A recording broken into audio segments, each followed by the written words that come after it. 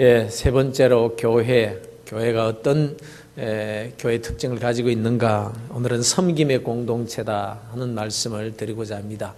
섬김의 공동체. 교회는 섬김의 공동체입니다.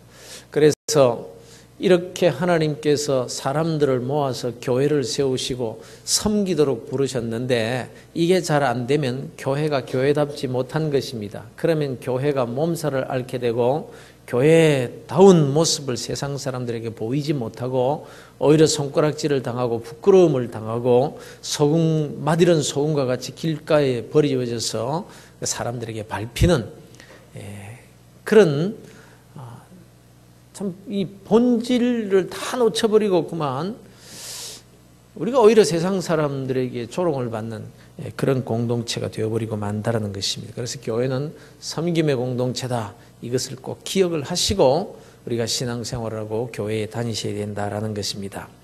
그러면 시대마다 작가들의 작품은 그 시대를 풍자하는 작품들이 참 많습니다. 특히 그 시대 권력이나 세태를 직접 비판하고 조롱할 수 없는 입장일 때에 소설이나 노래를 통해서 에둘러서 풍자적으로 비판하고 표현하는 것입니다. 그래서 우리나라도 독재 정권 하에서는 금지서적이 많았어요. 금지서적. 요즘 그런 게 없는 것 같은데 하여간 정부를 비판한다든지 뭐 이런 조금 그런 책 뉘앙스가 비치는 책이 있으면 서적 판매를 못하게 만들었어요. 또 소설도 마찬가지예요. 노래도 마찬가지입니다. 그래서 금지곡이다. 그렇게 가지고 부르지 못하는 노래, 뭐 예를 들면 뭐 아침 이슬 같은 거, 아침 이슬 이런 건 금지곡이었잖아요. 왜냐하면 아침 이슬 그 가사를 보면요, 뭐 아무렇지도 않아요. 그런데 그 속에 뉘앙스가 이 독재 정권을 비판하는 것 같은. 그래서 참 빨리 그 자유가 이 나라에 도래하기를 원하는 그런 가사로 되어 있으니까 아침 이슬, 여기는 금지곡인데 북한에 가보니까 막 아침 이슬 그게 뭐 유행가가 되어가지고 자꾸 부르더라고요. 그런 식입니다.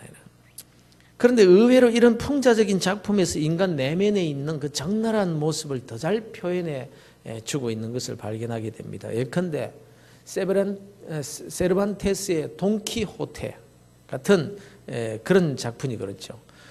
뭐 우리가 좌충우돌하는 좀 모자란 사람을 가리킬 때에 저 사람 돈키호테 같다 뭐 그런 말을 하지 않습니까? 그러나 이 작품을 쓴 작가의 의도는 이 땅의 모든 사람들이 다 돈키호테 같다라는 그 말을 하고 싶어서 이 작품을 쓴 거예요. 물론 그 당시 중세기 유럽의 권력자들의 허위와 기만을 패러디하기 위한 목적으로 썼습니다마는 그러나 사실 그들뿐만 아니라 모든 인생들이 다 이와 같다라는 말을 하고 싶어 하는 것입니다. 예컨대 돈키호테가 풍차를 괴물로 보고 막 공격을 합니다. 괴물로 오해를 하고 풍차가 무슨 괴물입니까? 이런 우스꽝스러운 인간이 어디 있단 말입니까? 아무리 바보라도 그렇지 풍차를 무슨 괴물 여기고 그걸과 창을 가지고 막 공격을 한단 말입니까? 그러나 따지고 보면 오늘날 모든 인생들이 평생 쟁취하기 위해서 도전하고 이루려고 하는 일들이 돈키호테와 같은 그런 행위에 불과하다는 것을 말하고 싶어 하는 거예요. 뭐 별것도 아닌데 대단한 것처럼 여기고 말이에요.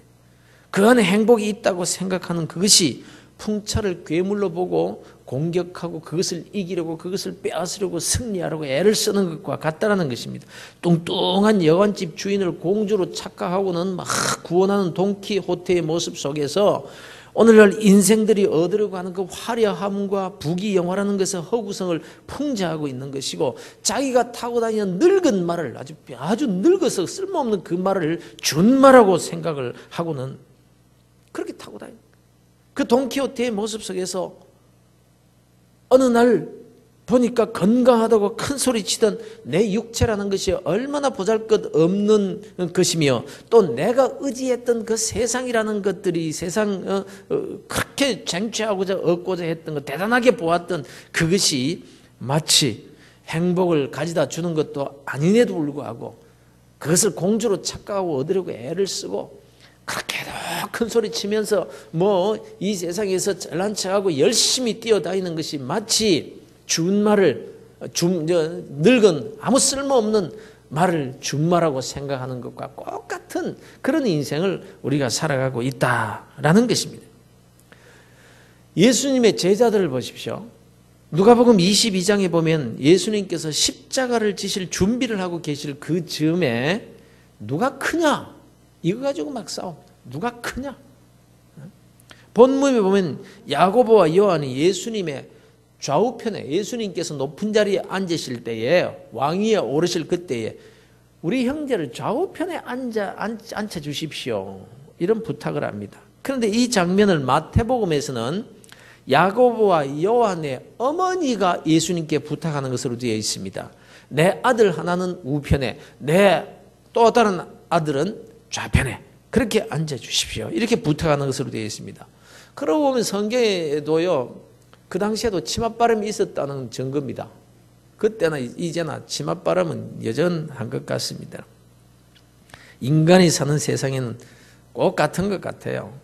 이 여자들의 치맛바람을 좋게 표현하면 모성애고 어머니의 사랑이고, 나쁘게 말하자면 모든 그 시험과 또 이 부정부패는 바로 치맛바람으로부터 시작이 된다, 뭐 그런 말이 되겠습니다.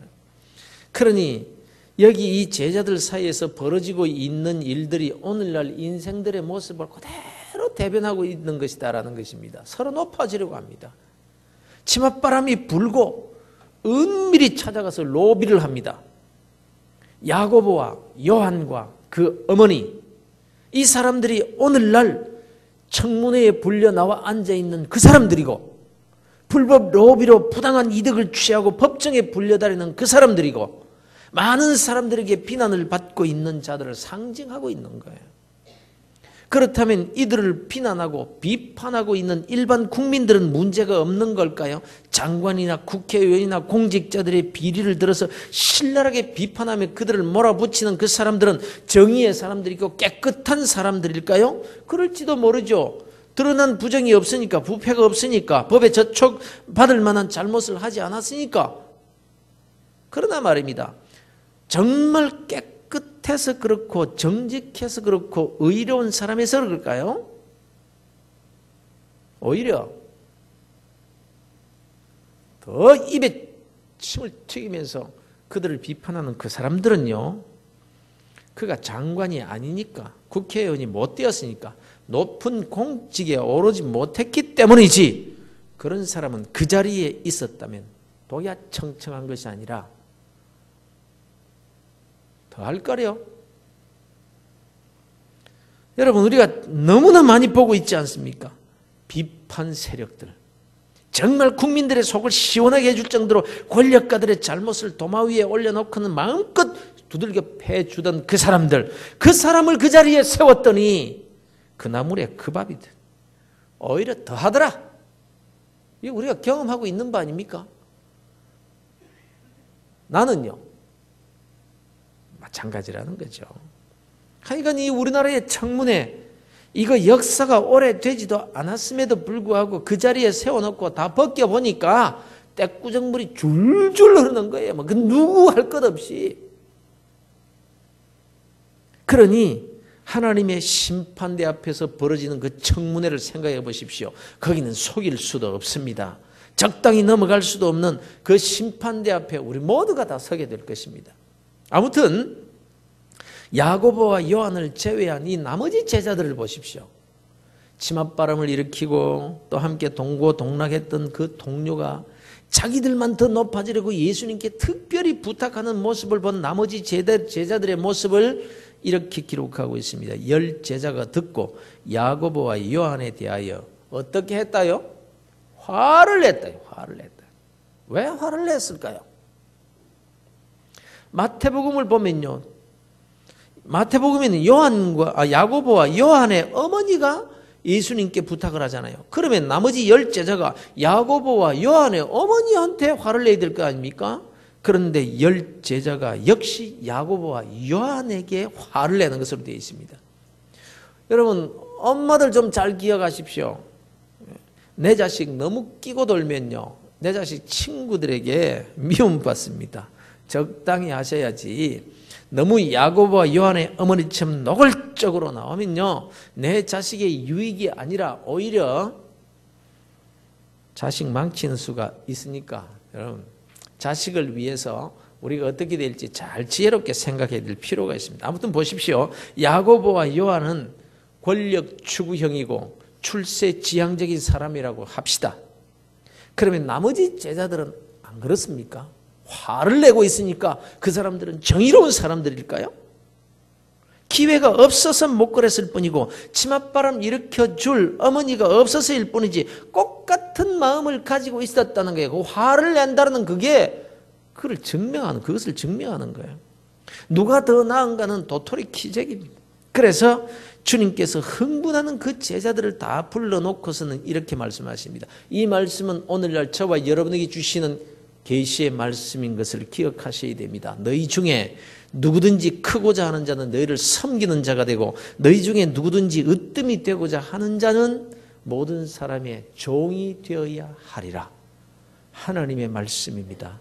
주님의 말씀입니다. 전능하신 하나님, 약속을 지키시는 하나님, 말씀하신 것을 기어코 이루시고야 마시는 하나님의 말씀입니다. 그러니 생각해 보십시오. 이것이 하나님께서 세우신 변개될 수 없는 원리라면 그대로 될 뿐입니다. 이것을 믿으십니까? 그러면 내가 스스로 높아지려 하고 내가 스스로 으뜸이 되고자 한다면 오히려 내가 수치를 당하게 될 것이고 더 낮은 자리로 굴러 떨어질 것이 틀림이 없다는 것도 믿는다는 말씀이죠. 하나님께서 하신 말씀이요 원리이기 때문에 그렇게 되지 않을 수가 없는 것입니다. 그런데도 우리는요 끊임없이 높아지려고 하잖아요. 애를 쓰고 내가 다른 사람을 밟고라도 올라서야 되고 내 자존심 망가지는 것은 절대로 볼 수 없고 누가 내 험담하면 펄펄 뛰면서 그러면서 나는 남 험담 잘도 합니다. 왜요? 내가 그 사람보다 더 높다는 것을 증거하기 위해서. 그렇지 않습니까? 우리가 시기하는 것도 높아지고자 하는 마음이고 자존심 건드리면 참지 못하는 것도 내가 낮아지고 무시당하는 것 싫기 때문에. 그러니 이러고서야 100번이면 100번, 1000번, 10,000번 우리가 원하는 것과는 반대로 더 낮은 데로 굴러 떨어져 갈 거란 말입니다. 이거 하나님의 약속이니까. 이럴 때 우리에게 정말 믿음이 있다면 얼른 스스로 낮은 자리에 나가면 될 텐데 내가 높아지려고 하면 할수록 더 낮아지는데도 불구하고 내 낮은 자리에는 앉지 않으려고 합니다. 내 자존심 좀 세우려고 하면 할수록 내 자존심이 점점 망가져서 사람들에게 무시당하게 될 텐데도 불구하고 이것이 원리고 이것이 하나님께서 정하신 법칙인데도 불구하고 우리가 그렇게 살지 못하는 이것에 문제가 있지 않느냐라는 것입니다. 그래서 누가 나보다 더 나은 자리에 오르는 것을 참지 못하는 거예요. 그렇게 살기 때문에 점점 더 자꾸 더 낮아지고 무너져 내리는 자존심, 자기 자존심, 무너져 내리는 그 자기 자존심을 더 안쓰럽게 여기면서 악착같이 굴러 떨어지면 떨어지는 대로 더 내가 애를 써서 높아지려고 하니까 더 굴러 떨어지죠. 그러면 그럴수록 사람들도 더 안 알아주고 오히려 내가 하찮게 여기는 그 사람들에게 무시를 당하게 되더라 이 말입니다. 설사 성공하면 그것으로서 내 자존심이 올라가고 내가 높아지는 것이고 내 자존감이 정말 높아질까요? 성공하면 출세하면 내가 원하는 거 이루면 내가 지금 이거 무시당하는 것도 없어서 그렇고 내가 출세하지 못해서 그렇고 그럼 그거 다 이루면 정말로 내 자존감이 높아질까요?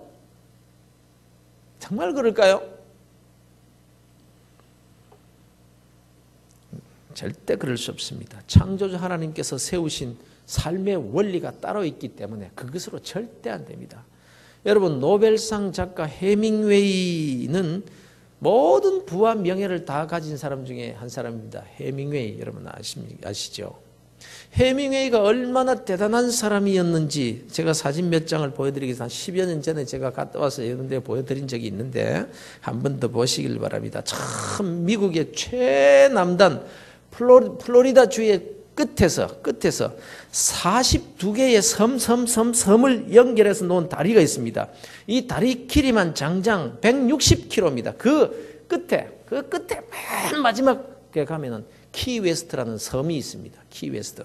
거기 가면요, 마지막 그 키웨스트 섬 마지막 그 끝 지점에 여기서부터 쿠바가 90마일이라는 표시가 있습니다. 바로 그 건너편에 쿠바가 있습니다. 거기가 키웨스트입니다. 누구나 한 번쯤 가고 싶어하는 그 동화에 나오는 곳 같은 곳이죠. 그런데 해밍웨이는 그 동화에 나오는 것 같은 그 아름다운 섬에서 살았습니다. 해밍웨이가 살던 집이 있는데 지금은 관광지가 되어서 사람들의 발걸음이 끊어지지 않습니다. 그런데요, 쿠바에 집회하러 갔더니 쿠바의 수도 하바나에 가보니까 역시 거기도 해밍웨이 자취가 남아 있습니다. 쿠바를 방문할 때마다 그가 묵었다는 암보스 문도스 호텔에 511호를 관광지로 만들어 놓고 있었습니다. 그가 사용했던 여권도 거기에 진열되어 있고, 그가 거기서 집필할 때 사용했던 타이프와 메모했던 낙서장도 진열해 놓고, 그가 사용했던 침대도 있고, 또 그 쿠바의 독재자 카스트로와 같이 찍은 사진도 진열해 놓습니다. 여러분, 이 정도면 출세한 사람 아닙니까? 성공한 사람 아닙니까? 자기가 원하는 거 다 이뤘다고 할 수 있는 사람이 아닌가요? 한 인간이요, 이 정도 되기가 쉽지 않은 거예요. 그러나 성공했다 해서, 유명했다 해서 결코 그 인생이 성공했다고 할 수 없고요.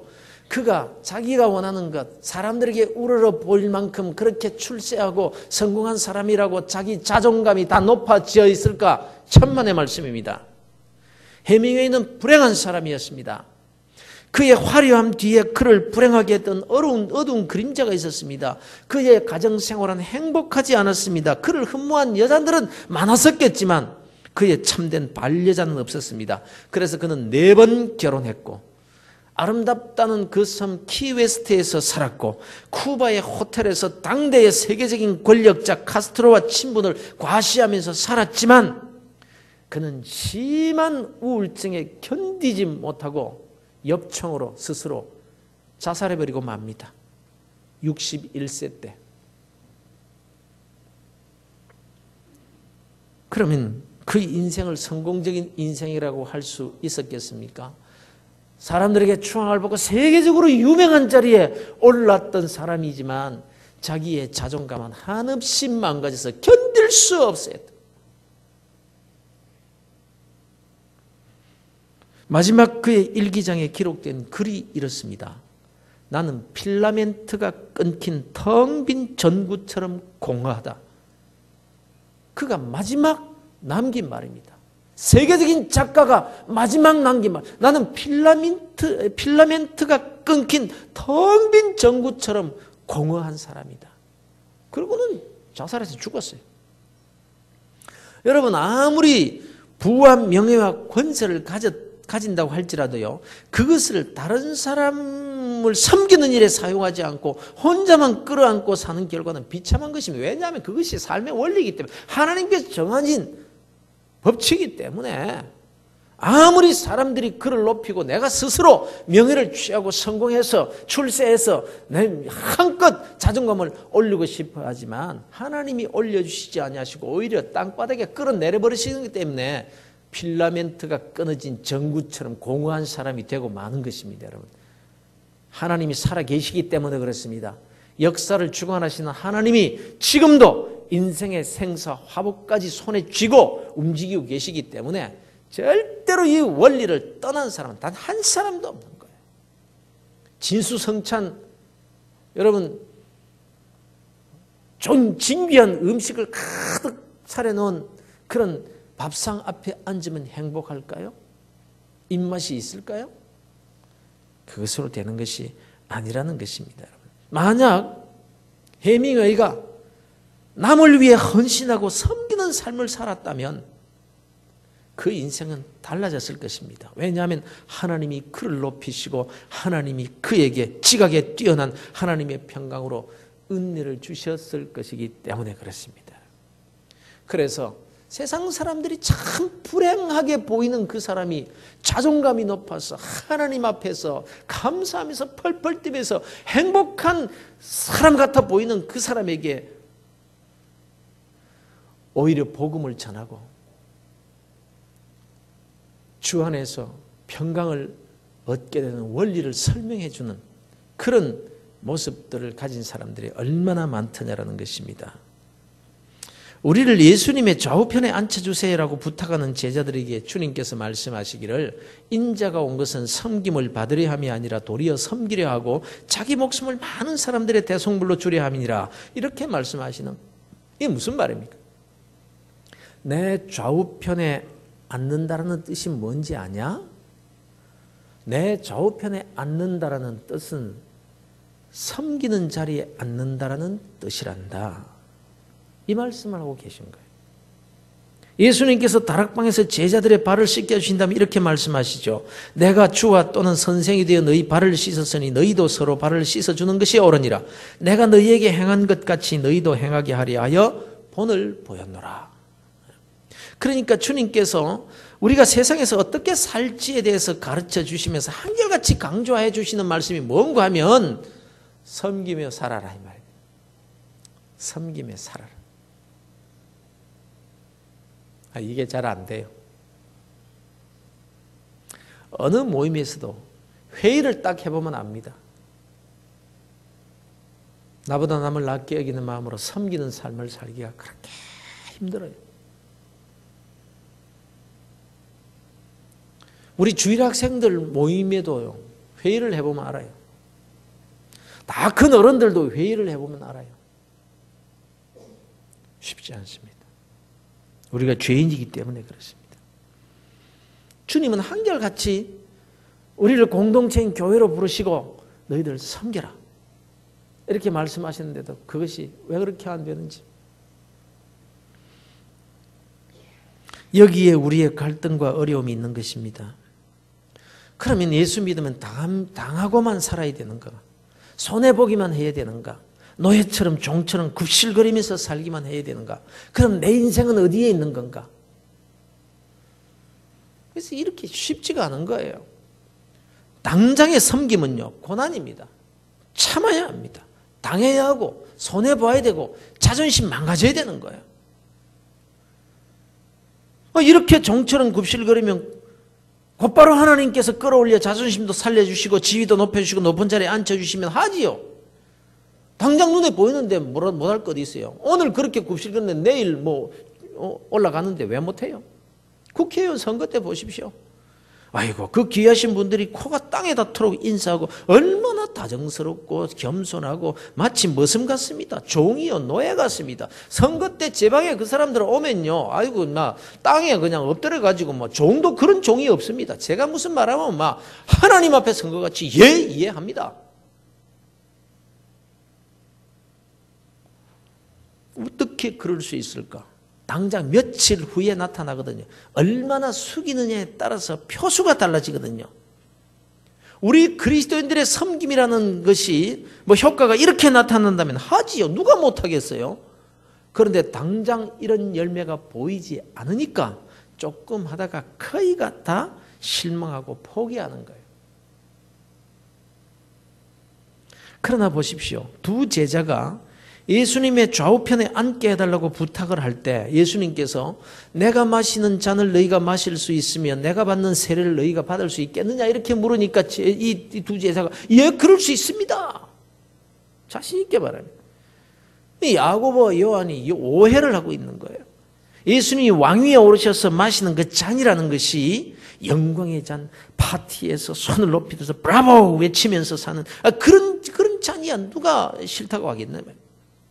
주님께서 말씀하시는 이 잔과 세례는요, 예수님의 고난 본문에서는 섬김의 삶을 말하는 거거든요. 섬김의 삶.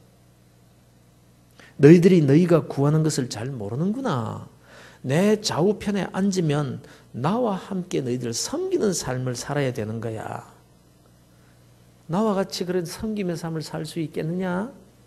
이렇게 물으신 거예요. 그러니까 이 제자들이 아직도 말귀를 못 알아듣고 예, 할 수 있습니다. 이렇게 그때 예수님께서 그래, 나와 함께 섬기는 삶을 살아야지. 고난의 잔을 함께 마셔야지. 너희들이 그렇게 되기는 될 거야. 그런데 지금은 네가 잘못 생각하고 있구나. 너희들이 구하는 그 좌우편에 앉는 일, 높아지고 존귀해지고 출세하는 일은 내가 줄 것이 아니라 하나님 아버지께서 주실 텐데 누구를 위해서 예비되었든지 하나님께서 주실 것이다. 예비된 사람들이 있다. 그 받을 사람들이 있기는 있다. 결국 그들이 얻게 될 것인데 그는 내가 주는 것이 아니라 아버지 하나님께서 주실 거다. 근데 하나님께서 어떤 자에게 이런 영광을 주시고 높여 주시느냐? 무릇 자기를 높이는 자는 낮아지고 자기를 낮추는 자는 높아지리라. 주님같이 섬기는 삶을 살면, 낮아져서 섬기는 삶을 살면 하나님께서 높여 주시니까 너희는 낮은 자리에서 섬겨야 된다. 이 말씀을 하고 있는 겁니다. 야고보서에서도 말씀하죠. 주 앞에서 낮추라. 그리하면 주께서 너희를 높이시리라. 베드로전서에서도 말씀합니다. 하나님의 능하신 손 아래에서 겸손하라. 때가 되면 너희를 높이시리라. 예수님께서 제자들에게 말씀하시는 거예요. 너희들이 구하는 것은 하나님께서 약속하신 대로 때가 되면 알아서 주실 것이고 지금은 너희가 나와 함께 묵묵히 섬기는 삶을 살아야 하느니라. 이 말씀을 제자들에게 지금 하고 있는 것입니다. 예수님께서 계속 너희도 나와 같이 되라. 너희도 나와 같이 되라. 이렇게 말씀하시고 있습니다. 너희들이 나와 같이 살도록 하기 위해서 내가 너희들에게 본을 보였지 않느냐? 어떤 본을 보였냐? 너희들 섬기는 본을 내가 보이지 않았느냐? 너희도 나처럼 해. 그래서 내 제자들 아니냐? 여러분, 오늘날 주님께서 저와 여러분을 얼마나 크게 보고 계시는지요. 얼마나 기대가 크신지 예수님같이 되라고 말씀하고 있습니다. 우리가 어떻게 예수님같이 살 수가 있겠습니까? 우리가 죄인 중에서도 괴수요. 정말로 형편없는 자들이요. 세상 사람들에게도 윤리적으로 도덕적으로 손가락질을 받아야 마땅한 우리들이 어떻게 예수님과 같이 하나님과 같이 살 수가 있을까요? 인간으로서 그렇게 살 수가 있을까요? 제2차 세계대전이 끝난 직후에 유럽이 조금씩 경제적으로 회복되기 시작할 때였습니다. 그러나 전쟁의 끝에 여러 가지 경제적으로 참 어려운 때였습니다. 전쟁으로 황폐해지고 폐허가 된 자리에 가장 슬픈 장면이라고 한다면 고아가 된 어린아이들이, 부모를 잃어버린 어린아이들이 전쟁으로 찢긴 그 도시 여기저기에서 배가 고파서 방황을 하고 있는 모습이 아닐까 생각이 됩니다. 어느 추운 이른 아침에 한 미국 병사가 런던에 있는 막사로 돌아가고 있었습니다. 찝차를 몰고 길모퉁이를 돌다가 이 군인이 빵집 창문에 코를 바짝 갖다 대고 있는 한 어린아이를 발견하게 됩니다.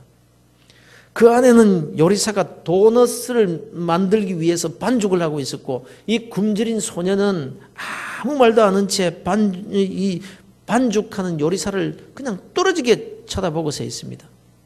병사는 자기 찝차를 길에 세우고는 그 어린 친구가 서 있는 곳으로 조용히 걸어갔습니다. 김이 서린 창문을 통해서 먹음직스러운 빵들을 오븐에서 꺼내는 것을 보면서 이 소녀는 침을 흘리면서 신음하듯이 한숨을 내어 쉬고 있습니다. 그 병사는 이름 모르는 그 고아를 보면서 불쌍한 마음이 듭니다. 애야, 저 빵이 먹고 싶냐? 소녀는 깜짝 놀라면서 기어들어가는 목소리로 예, 먹고 싶어요. 눈가가 촉촉히 젖은 그 소년이 그렇게 대답을 합니다. 병사가 가게 안으로 들어가서 갓 구워낸 도넛 12개를 사서 상자에 넣습니다. 그리고는 런던의 아침 차가운 안개 속에 서 있는 그 아이에게 찾아가서 그 아이에게 다가가서 그 도넛 상자를 손에다 꼭 쥐어줍니다. 그리고는 다시 돌아가기 위해서 찝차를 향해서 걸어가고 있었습니다. 한참 걸어가고 있는데 누군가가 코트 자락을 잡아당기는 것을 느낍니다. 뒤를 돌아보니까 그 소년이었습니다. 근데 그 소년이 그 군인을 올려다보면서 하는 말이 이렇게 말합니다. 아저씨가 하나님이죠. 하나님 맞지요?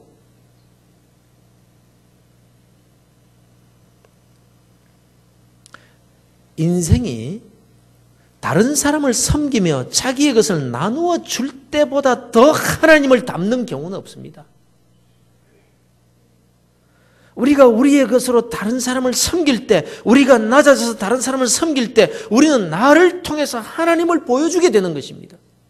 이것이 소금과 빛의 역할을 하는 거예요. 섬김은 소금이 녹는 거예요.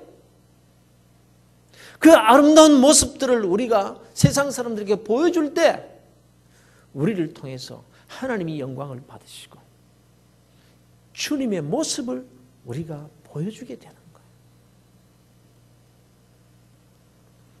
여러분, 교회는 섬김의 공동체라는 사실을 기억하시길 바랍니다. 하나님께서 섬기는 자를 높이시고 섬기는 교회에 은혜를 베푸시고 섬기는 그리스도인, 섬기는 교회를 통해서 일하십니다. 섬기는 일은 당장 힘들고 속상하고 고난의 자리에 앉는 것과 같은 고통스러운 일이지만 하나님은 때가 되면 그를 높이십니다. 결코 수치를 당치 않게 하십니다. 섬기는 것이 어렵죠. 주님과 함께 고난에 동참하는 것이니까 어렵습니다.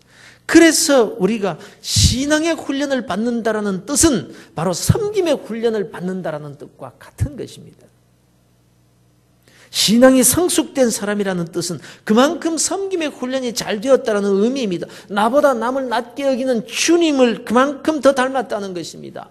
나보다 지위가 높은 사람 또는 더 많이 배운 사람, 세상에서 높은 직위에 있는 그런 사람을 섬기는 것은 쉽습니다. 그러나 나보다 배우지 못하고 나보다 못하고 엉뚱한 소리나 하고 세상적으로 볼 때는 정말 하찮은 인간, 그러면서 고분고분하지도 않고 뻣뻣한 그런 사람을 섬기기는 참 힘든 겁니다. 그런데 주님은 나를 섬기셨습니다.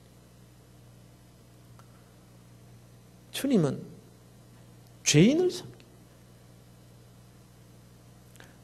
나를 닮아주지 않을래? 그러면서 우리를 교회 공동체로 부르신 것입니다. 여러분, 섬김의 고난은 고난으로 남지 않습니다. 아무리 낮은 자리로 내려가도 하나님이 그를 끌어올리십니다. 그야말로 그 은혜는 칼빈의 5대 교리 가운데서 거절할 수 없는 은혜. 아무리 손을 내어 저으면서 저는 부족합니다, 저는 아무것도 아니요 도망을 쳐도 하나님은 그를 붙잡아다가 높이 세우시고 하나님이 그를 통해서 영광을 받으시겠다고 하시는 겁니다. 여러분, 이 명절 기간에도 눈 질끈 감으시고 그냥 섬기시기를 바랍니다. 하나님이 여러분을 집안에서도 높이실 것입니다. 교회도 거기에 모인 사람들이 섬김의 공동체를 이루어 살 때 하나님께서 그 교회를 축복하시고 그 교회를 사용하시고 그 교회에 속한 성도들을 높이시고 그들을 통해서 기적과 이적을 베푸시며 사명을 감당하도록 하실 것입니다. 우리 교회가 저와 여러분을 통해서 이런 섬김의 공동체를 이루게 되기를 주의 이름으로 축원합니다. 우리 모두가 섬김의 삶을 살아서 이 시대에 주님께서 높이 들어 사용하시는 복된 아브라함의 후사들이 다 되시기를 주 예수 그리스도의 이름으로 축원합니다.